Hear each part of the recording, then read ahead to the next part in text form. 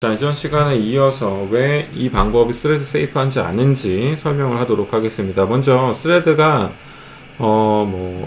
단순하게 빨간색 스레드가 하나 있고 파란색 스레드가 있다고 했을 때, 먼저 빨간색 스레드가 이 if문을 평가를 해서 이 if문이 true가 나왔다고 해요. 즉 인스턴스가 지금 널인 상태에서 이 if문을 지나고 여기에 진입한 순간, 그때 다른 스레드, 즉 파란색 스레드도 이 빨간색 스레드가 아직 인스턴스를 만들기 이전에 이 if문을 평가하고 이 if문 안으로 들어왔을 수가 있습니다.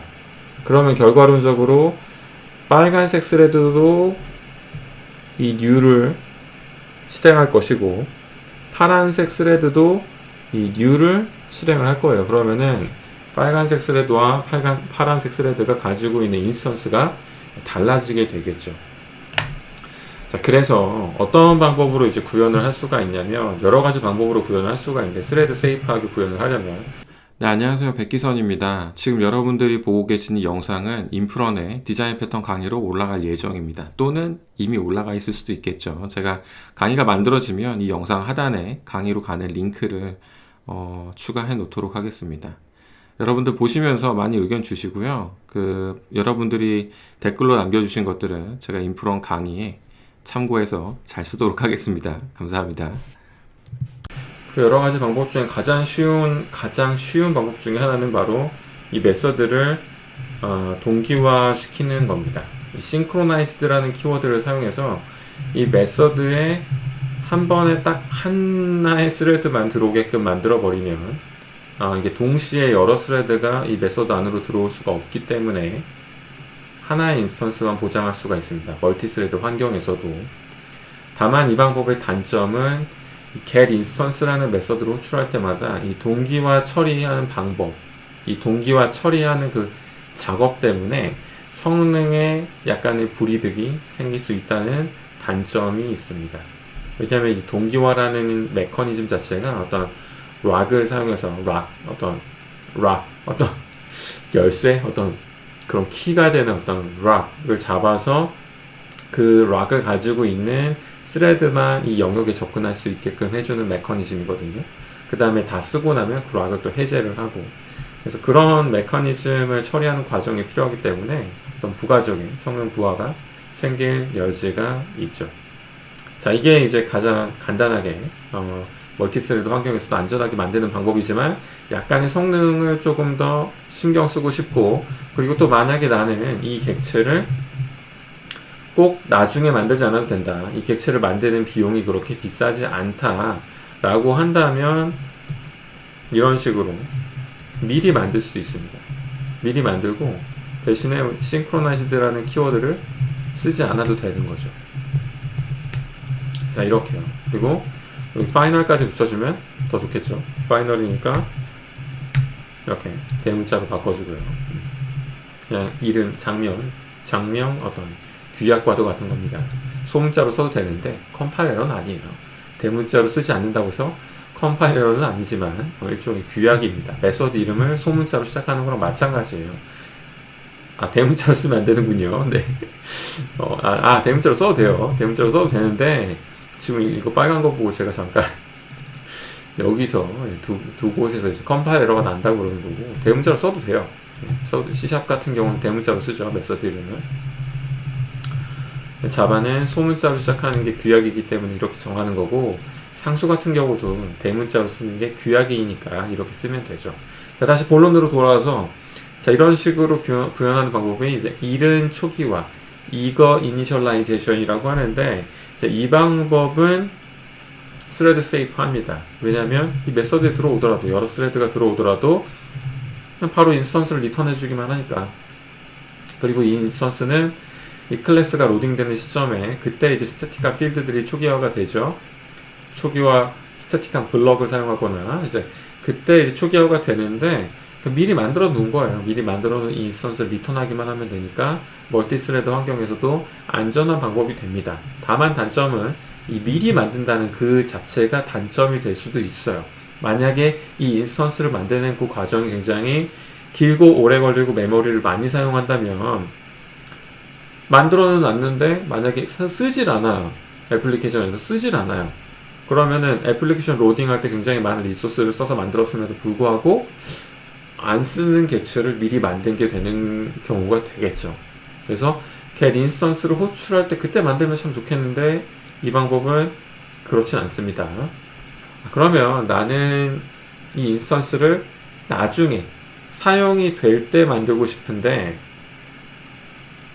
그렇게 하자니 이 싱크로나이즈드 블럭이 너무 비용이 신경 쓰이고 그래서 어떻게 할 수 있냐면 다시 돌아가서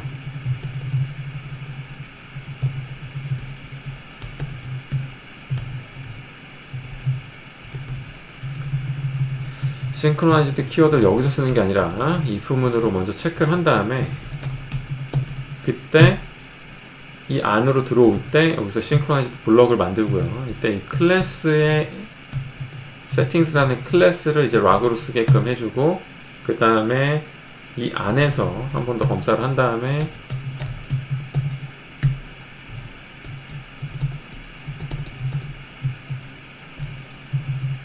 만들어주는 거죠.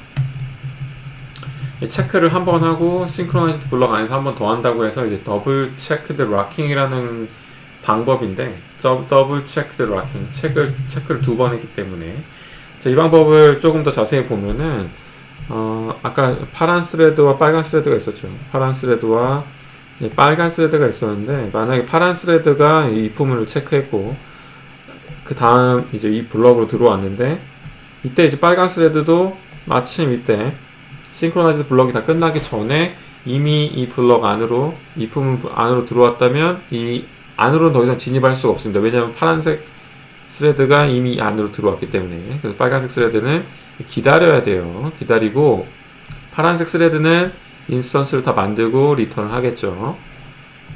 그 다음에 빨간색 스레드가 들어옵니다. 근데 이미 인스턴스는 만들어져 있기 때문에 이 과정을 스킵을 하고 인스턴스가 리턴이 될 겁니다. 미리 만들어져 있던 그 인스턴스를 리턴하게 되겠죠. 이렇게 더블 체크드 락킹이라는 기법을 사용하는 방법이 있는데 이 방법 같은 경우는 여기서 하나를 더 키워드를 하나 더 써야 돼요. 볼레틸이라는 키워드를 하나 더 써줘야지만 실질적으로 자바 1.5 이상부터 동작하는 더블 체크드 락킹 기법이 완성이 됩니다. 자, 이렇게 코드가 조금 복잡해졌지만 이게 왜 이전에 여기 싱크로나이즈드라는 키워드를 만들고 달았을 때보다 왜 더 효율적인 코드가 되냐면 이 get instance라는 메서드를 호출할 때마다 매번 싱크로나이즈가 걸리진 않거든요. 자, 보시다시피 이 인스턴스가 이미 있는 경우에는 스킵을 하게 돼요. 싱크로나이즈드 블럭을 전혀 안 쓰게 되거든요. 그러니까 동기화 메커니즘을 쓰지 않게 되는 거죠. 이미 인스턴스가 있는 경우에는. 근데 없는 경우에 아주 극히 일부 스레드가 동시에 if문 안에 여러 스레드가 동시에 if문 안에 여러 개가 들어온 그 경우에 그러니까 굉장히 멀티스레드가 활발하게 빈번하게 일어나는 매우 많은 트래픽을 처리하는 그런 경우에 if문 안에 이제 여러 스레드가 동시에 들어올 수가 있는데 그때를 대비해서만 싱크로나이즈를 쓰기 때문에 이전에 이 메서드 이 메서드를 접근하는 모든 스레드가 다 걸리는 여기에 싱크로나이즈가 이 위치에 싱크로나이즈가 있던 거에 비하면 훨씬 더 성능에 유리하고요. 또 다른 장점 중에 하나는 이 인스턴스를 필요로 하는 그 시점에 만들 수 있다는 장점이 있습니다. 자, 그런데 이 문제는 사실 이 기법이 굉장히 복잡한 방법이에요. 네. 여기에 왜 볼레티를 써야 하는지를 이해하려면 자바 1.4 이하 버전의 어떤 자바가 메모리를 다루는 방법, 멀티스레드 환경에서 메모리를 다루는 방법까지도 이해를 해야만 해요. 근데 그것까지 들어가기엔 너무 복잡하다.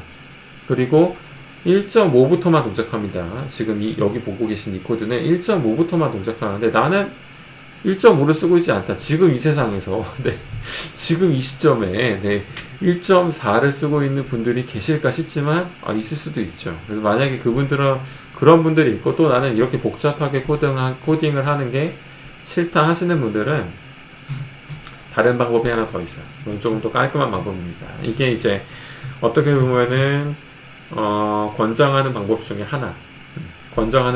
하나인데 자, 어떻게 할 수 있냐면요. 우리는 이제 레이지하게 만들 거고, 볼레틸이라는 키워드는 필요가 없습니다. 그리고 이 필드 자체가 필요가 없어요.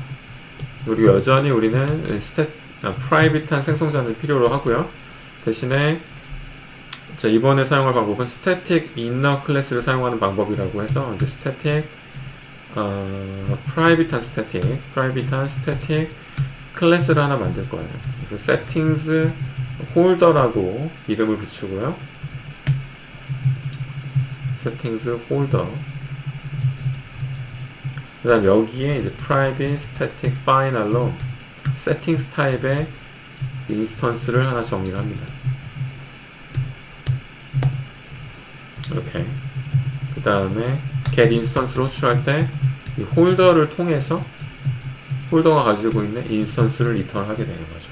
자, 이렇게 하면은 멀티스레드 환경에서도 안전하고 멀티스레드 환경에서도 안전하고 또 get instance가 호출될 때 이 클래스 로딩이 되고 그때 이걸 만들기 때문에 레이지 로딩도 가능한 그런 코드가 됩니다. 이전에 사용했던 더블 체크드 락킹처럼 복잡한 어떤 이론적인 배경이나 코드가 많아지지도 않고요. 자, 이렇게 해서 이제 권장하는 방법 중에 하나라고 말씀드렸어요. 권장하는 방법 중에 하나까지 살펴봤는데 문제는 지금까지 살펴본 이 모든 방법을 깨트릴 수 있는 다양한 코딩 방법들이 존재한다는 것이죠. 네, 그 방법들에 대해서는 다음 시간에 이어서 살펴보겠습니다.